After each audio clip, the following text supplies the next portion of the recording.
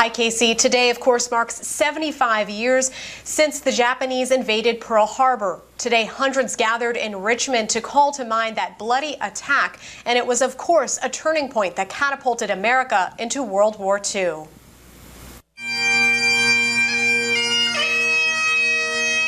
December 7th, 1941, Pearl Harbor. 2,400 Americans died, including 41 Virginians. An eye-opener, changed the world. 95-year-old Leonard Gardner was a 19-year-old signalman aboard the USS Reed when the Japanese planes descended upon unsuspecting Americans. The plane just glided down on Ford Island, dropped a bomb just as I came out of the hatch. The whole thing blew up.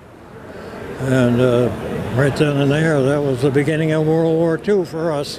No time to think about the chaos as it was unfolding, Gardner says.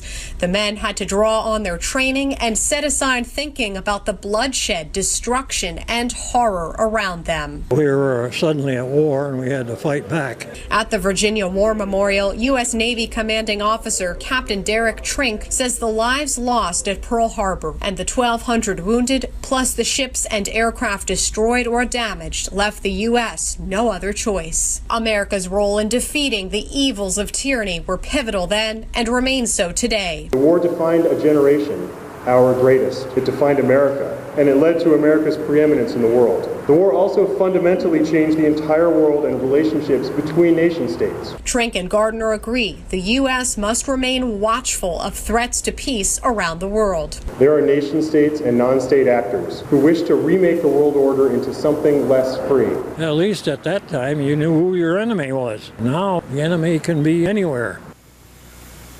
Gardner stayed on the USS Reed until 1944. He was then transferred to another construction project. The ship was sunk late that year due to a kamikaze attack. Gardner worked for many years in Washington, D.C. before retiring in Fluvanna County.